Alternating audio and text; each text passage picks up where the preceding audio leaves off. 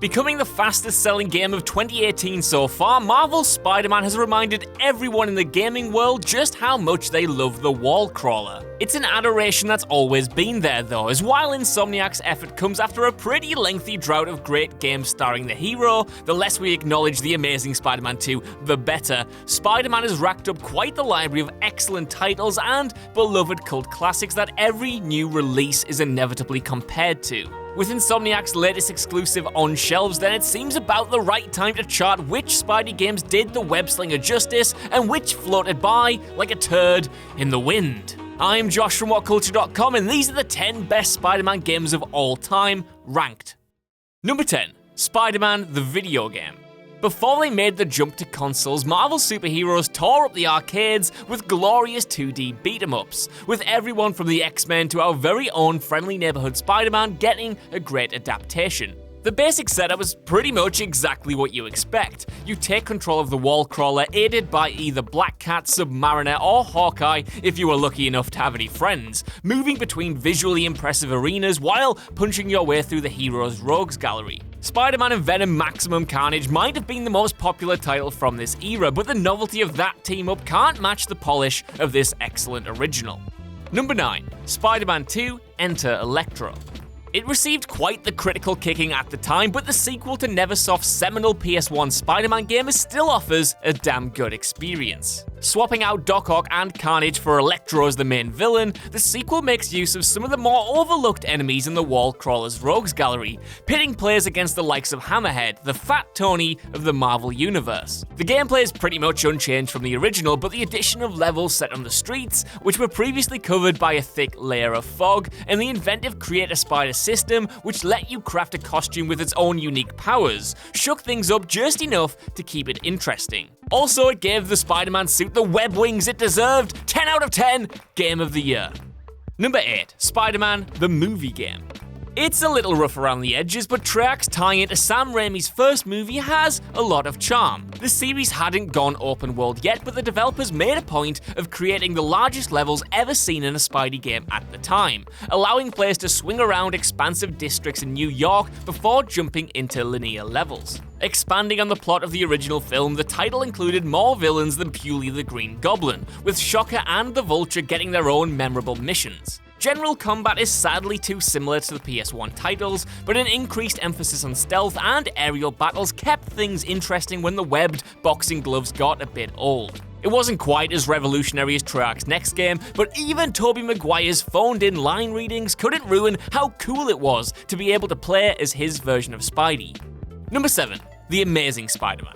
Beanox's first stab at an open-world Spider-Man game was far better than it had any right to be. In part, this was because it freed itself from the shackles that a lot of licensed games are hampered by taking place after the end of the Amazing Spider-Man film. The plot of this semi-sequel was admittedly pretty good, and yeah, it suffered a touch from not having great villains and a lifeless open world, but it made up for that with impressive levels outside of the sandbox. It was the swinging which split fans down the middle though, as it didn't require webs to connect to buildings. Despite dumbing it down, whipping around was undeniably more cinematic than any other Spidey game at the time. Leaping from the Empire State Building and swinging at the last moment had always been a thrill, but nothing at the time captured the momentum and the intensity of that experience quite like this tie-in.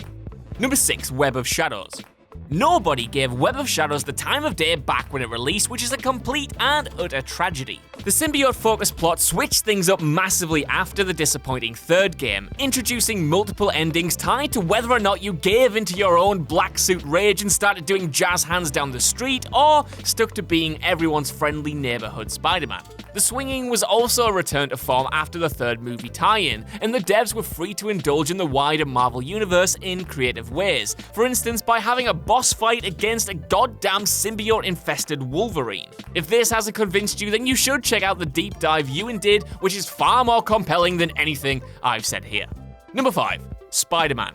The first fully 3D Spider-Man game was also the first to really make players feel as though they were controlling old Webby Bollocks himself. Swinging from building to building, webbing thugs from the ceiling, and taking on Venom while Mary Jane's life was hanging in the balance brought the most spectacular panels from the comic to life in a way that blew every kid's mind back in 2000.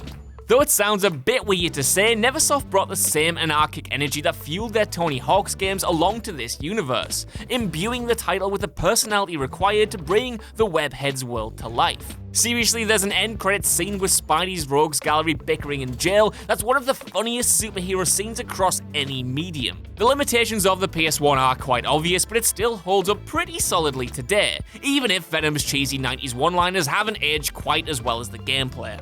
Number 4. Shattered Dimensions.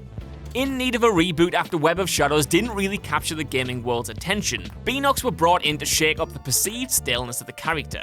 In turn, the studio asked themselves the question, what's better than one Spider-Man game, and answered it with, 4 Spider-Man games. Consequently, Shattered Dimension features 4 different incarnations of the Web-Slinger: the classic Amazing Spider-Man, a symbiote-infused Ultimate Peter Parker, Spider-Man Noir, and the futuristic 2099. Switching from the stealth of Noir to the sci-fi action of 2099 never felt jarring, and it was all held together by one of the most engrossing Marvel plots ever featured in a game. The whole project was a risk, especially stripping out the open world, but Beenox made the most of their unique universes and popularized versions of the character usually overlooked in gaming. Number 3. Spider-Man 2. The superhero game which changed it all. Treyarch's Spider-Man 2 was just as good as the movie it was based on. Aside from balloon memes, though, it's probably most fondly remembered now for the revolutionary physics-based swinging, which arguably hasn't been beaten since. Easy to learn but tough to master, having to line up your webs with buildings and use the momentum to traverse the city as quickly and stylishly as possible was exhilarating, and launching from the top of a skyscraper to a civilian in need and back again without breaking your floor nailed what it's like to be Spider-Man. Combat was similarly enjoyable, with the physics-based attacks allowing you to juggle enemies in the air and tear them apart with web attacks. The missions themselves were also impressive when they weren't tied too directly to the movie, but it's the fact that the game even made pizza delivery side quests enjoyable that's a testament to its strength. Number 2. Ultimate Spider-Man. Let's get one thing out of the way first. Despite coming out after Spider-Man 2, the swinging and combat in Treyarch's Ultimate Spidey game pales in comparison. Don't get me wrong, both features are still great in their own right, but by dropping the physics-based system and instead putting the focus on animations, the chaotic gameplay of the second title is just no longer present. That was more than a worthy sacrifice, however, as the release improves on its predecessor in pretty much every other area. The game's cel-shaded visuals are downright gorgeous, while the story takes the best elements from the Ultimate Universe and weaves them into one of the best Spidey sandboxes ever. I mean, who doesn't love seeing Peter Parker being bros with the Human Torch? This and Spider-Man 2 were neck and neck, but as a complete package, Ultimate Spider-Man eclipses almost anything the previous game had to offer, except for making you do busy work to unlock the next mission. Number 1. Marvel Spider-Man.